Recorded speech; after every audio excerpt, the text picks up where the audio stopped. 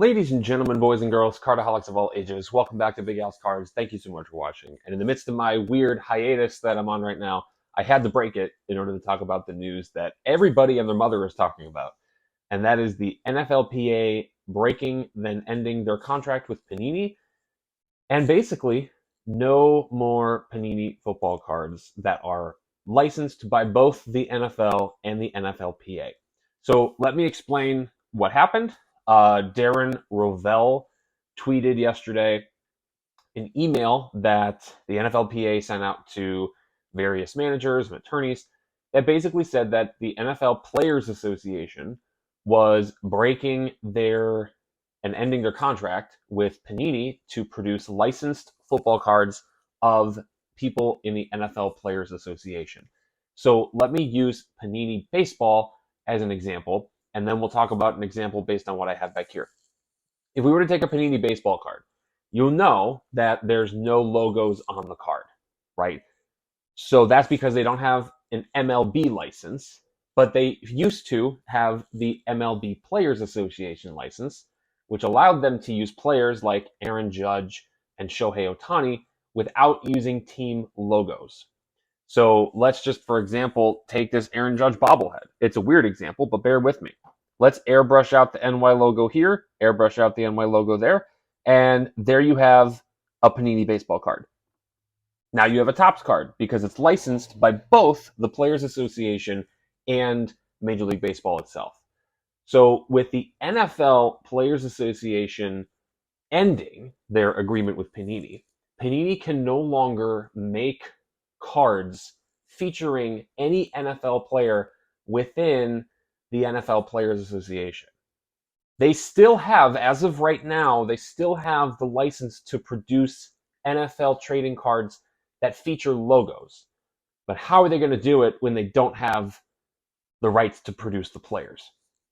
So let me give you a good example of this with this Brock Lesnar card.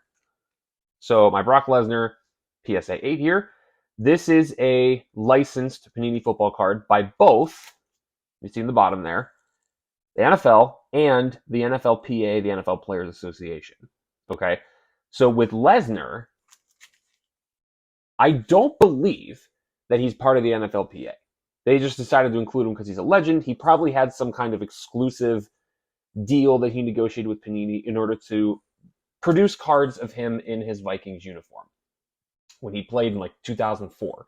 So because it has both the full team name, some team logo somewhere, it's got the NFL shield right up there where his neck is, and he's in pro uniform, this is a fully licensed card.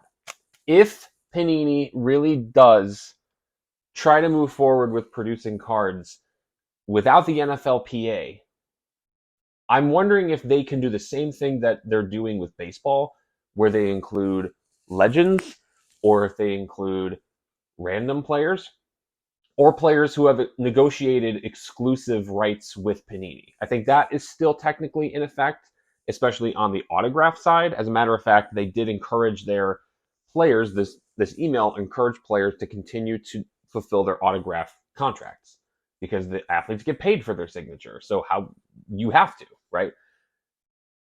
It's definitely a very interesting time because now it's effective immediately. Fanatics and Topps could produce NFL trading cards featuring NFL players. However, they don't have the NFL license. So Fanatics could create cards just like Panini. We could get a Topps Chrome Sapphire rookie card of CJ Stroud or Bryce Young. And it could be in a blue uniform for Bryce Young, but it won't have the Carolina Panthers logo. This is what Panini effectively referred to in their lawsuit as pajama cards. So we could get NFL pajama cards where they're airbrushed logos unless the NFL follows suit and also breaks its agreement with Panini. We don't know anything about the NBA. WWE is probably not going to be leaving Panini anytime soon unless they also choose to end their agreement. But it definitely shows that the Fanatics monopoly is building rather quickly. There are a whole host of reasons as to why the NFL Players Association might have chosen to break their agreement with Panini. Maybe Panini wasn't paying their royalties or the licensing. It might have something to do with Panini's lawsuit against Fanatics in the antitrust case. And the NFL has a stake in Fanatics. They are an investor in Fanatics, from what I understand. So, of course, the NFL and the NFLPA is going to be concerned about that. So, there's just so many different reasons as to why this could have happened. The implication being on the hobby is there's a lot of questions. Are we going to get any of the new upcoming releases? Is Score Football 2023 going to be the only Panini release for this upcoming football season? Are we going to get Mosaic? It is more than likely we are not going to get Prizm. We are not going to get Select. We are not going to get Optic. We might not even get Donruss. And it's a shame because this whole battle really doesn't do us as collectors any favors. But businesses are going to do business. That's just unfortunately how it works. There really isn't that much care for what the consumer wants. It's more about what their bottom line says. So it is a shame that this has to happen like this because it really does impact us. We might not get a Prizm rookie card of Bryce Young and CJ Stroud and Will Levis, and it sucks. We might get a Topps Chrome rookie, but are we going to get any rookies of these guys in full professional uniform, fully licensed? We don't know. There's so many unknowns right now.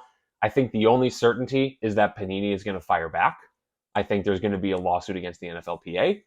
I don't know that for a fact, so I don't want to be quoted on that, but I think that this is just the start of a very big legal battle.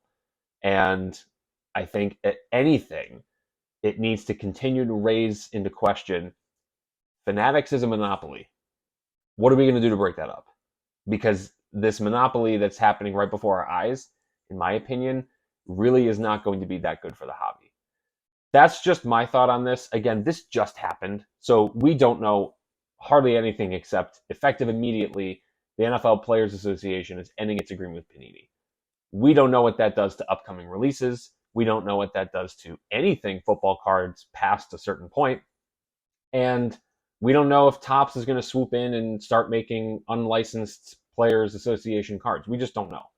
But I think that this is a very interesting time in the hobby. I think that we have a lot to look forward to in terms of lawsuits and reading about things and seeing where we're going to go. And I ultimately think that this is going to be yet another spotlight on Fanatics and their inevitable monopoly that they're trying to build within the sports card community. But those are all just my opinions and my thoughts.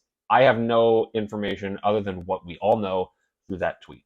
So let me know your thoughts on this in the comments below. Thank you all so much for watching. Please leave a like, subscribe, stay tuned for more videos, and until next time, bye-bye.